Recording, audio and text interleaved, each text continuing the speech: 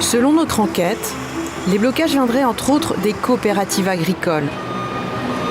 Loin de la prétendue souveraineté alimentaire, vantée par Emmanuel Macron, elle privilégierait exportation et rentabilité.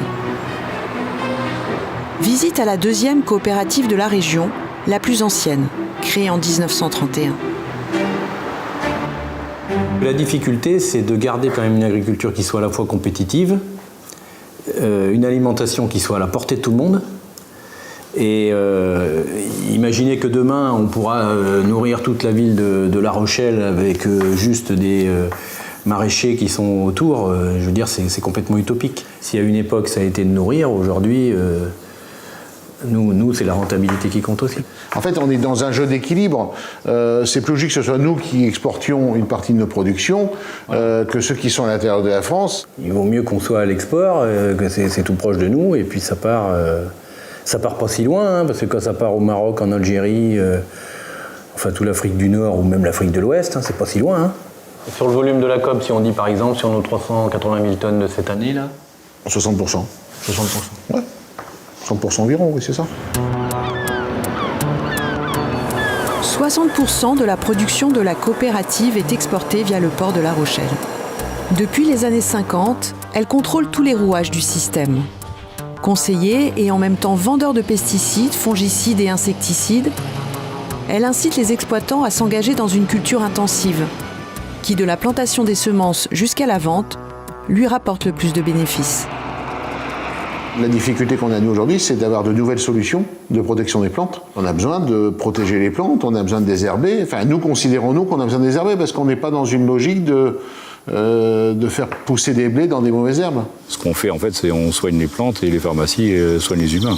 Quand on prend un médicament, il y a toujours un effet qu'on veut obtenir et toujours un effet négatif. Dans ce qu'on fait, nous, c'est est-ce que l'effet négatif est supérieur à l'effet positif? En fait, c'est ça la question.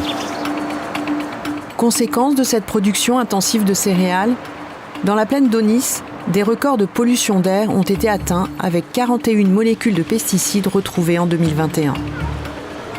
Dans la petite commune de Saint-Rogatien, il y avait ces dernières années 5 fois plus de cancers infantiles qu'ailleurs en Charente-Maritime. Signe que l'agglomération de La Rochelle s'inquiète, elle a dû fermer 4 captages d'eau potable après avoir constaté qu'ils étaient bourrés de résidus de pesticides. On a toujours une autre source qui est la Charente, donc on continue d'être alimenté par la Charente. Mais les captages qui étaient des sources naturelles, on va dire, ont été fermés dû à des pollutions qui viennent des sols. Là, ce que ça va nous coûter sur l'eau, ça va être important. Donc on a un stress sur la quantité d'eau, qui est extrêmement important, et qui est aussi lié à ce qui se passe dans les champs et à la manière dont on cultive. Et on a un stress sur la qualité de l'eau. Et ça va pas s'arranger. Donc, c'est vraiment des sujets sur lesquels il faut qu'on travaille comment on fait pour amener à une transition agroécologique dans les champs et dans les assiettes. Depuis 2008, l'État demande pourtant aux agriculteurs de réduire leur utilisation de produits phytosanitaires de moitié. Ils n'ont jamais réussi à atteindre cet objectif. Pour le président de la Chambre régionale d'agriculture, lui-même irriguant et à la tête d'une coopérative agricole, les exploitants peuvent difficilement se passer de pesticides. Aujourd'hui, on fait porter à l'agriculteur seul effectivement cette prise de risque de dire qu'il faut réduire les produits phytosanitaires.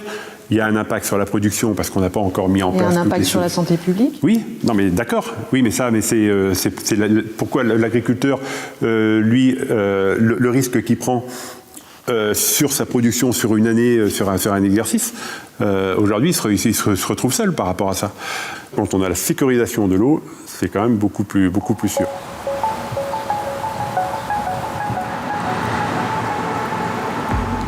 Voilà la réalité. Le terrain, malgré tout ce que les gens peuvent dire, en particulier les irrigants. On ne met pas les rivières à sec, ils disent.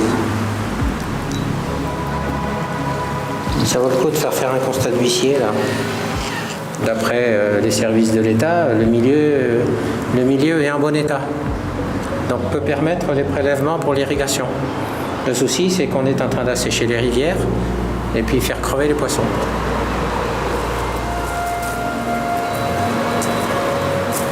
Depuis 2008, au nom de Nature Environnement 17, Patrick Picot conteste les méga-bassines de Charente-Maritime devant les tribunaux. En 15 ans, l'association a lancé une trentaine d'actions en justice. En mai 2022, elle obtenait enfin de la Cour d'appel de Bordeaux une décision de nature à préserver un peu mieux l'équilibre du marais Poitevin. 5 bassines, situées près de la Laigne, en Charente-Maritime, sont jugées illégales. En cause, des études d'impact insuffisantes qui ne permettaient pas de mesurer les effets des prélèvements d'eau sur les niveaux des rivières et sur la faune aquatique. Résultat de cette décision de justice, des bassines inutilisables et un immense gâchis d'argent public. On a entamé une nouvelle procédure pour voir comment on se sort là de ce bourbier, parce que des réserves sont construites, elles ont été financées et elles sont inutilisables. Elles sont en train de se dégrader, donc il y a gaspillage d'argent public et en plus peut-être l'obligation pour les irrigants de remettre le terrain en état, c'est-à-dire de reboucher les trous, quoi. Malgré les condamnations de la justice, les irrigants, eux, continuent à estimer que leur modèle agricole n'est pas en cause.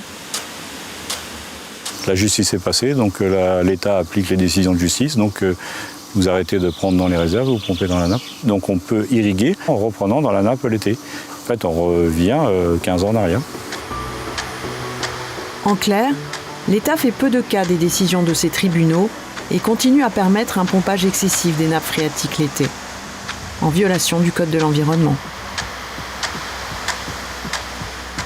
Pire, en 2018, les pouvoirs publics décident de subventionner 16 nouvelles méga-bassines, notamment à Sainte-Soline.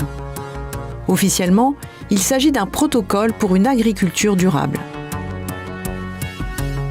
Il était demandé par les services de l'État ou les agences de l'eau de porter un projet en collectif. Donc les agriculteurs se sont organisés en coopérative pour dire on va faire un projet collectif sur un territoire et donc voir à quel endroit on place les réserves, quel prélèvement on substitue pour que c'est le plus de sens possible.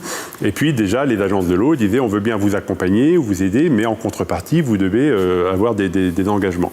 On s'engage, nous irrigants, donc, à construire les réserves, à beaucoup moins prélever l'été ou à plus prélever l'été sur certains secteurs, donc ce qui sera bénéfique pour les autres usages. On va recevoir peut-être de l'accompagnement financier, mais on s'engage aussi à replanter des haies, à faire évoluer nos cultures, nos productions. Au départ, Julien Leguet participe avec enthousiasme aux négociations, mais il va rapidement se heurter à un mur. La préfète a introduit la réunion par une déclaration du Premier ministre sur le système des réserves d'eau sur le territoire. Grosso modo, le positionnement du gouvernement est d'appuyer et de poursuivre. Ça montre bien que pour ce gouvernement, ce type d'équipement est la solution technique pour l'agriculture de demain. Il n'y a pas d'ambiguïté là-dessus.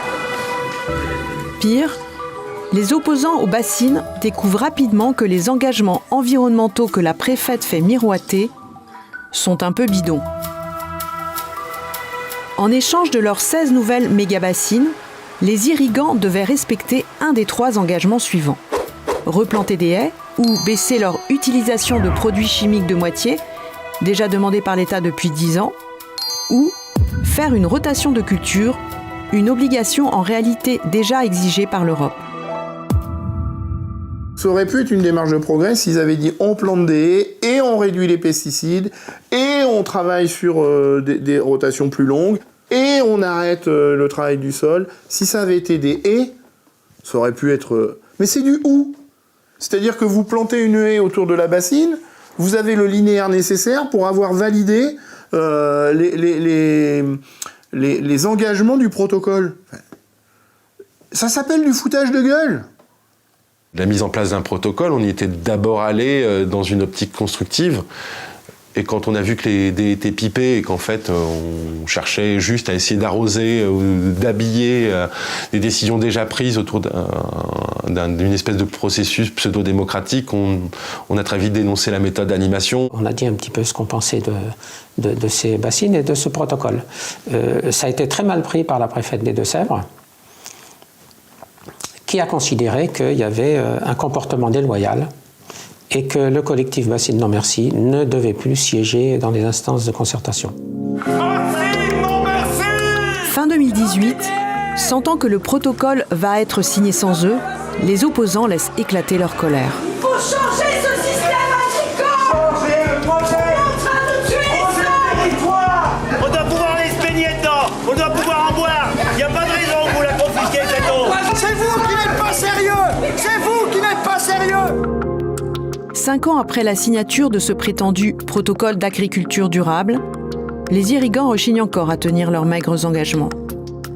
Les agriculteurs disent, nous, on veut faire un engagement en parallèle, c'est-à-dire qu'au fur et à mesure de la mise en place des réserves, on va mettre en place les mesures qu'on a annoncées, de plantation de haies, de réduction des produits phytosanitaires, de diversification, mais on le fait de manière parallèle. Ça fait 5 ans quand même qu'il a été signé ce protocole, c'était en décembre 2018, de mémoire.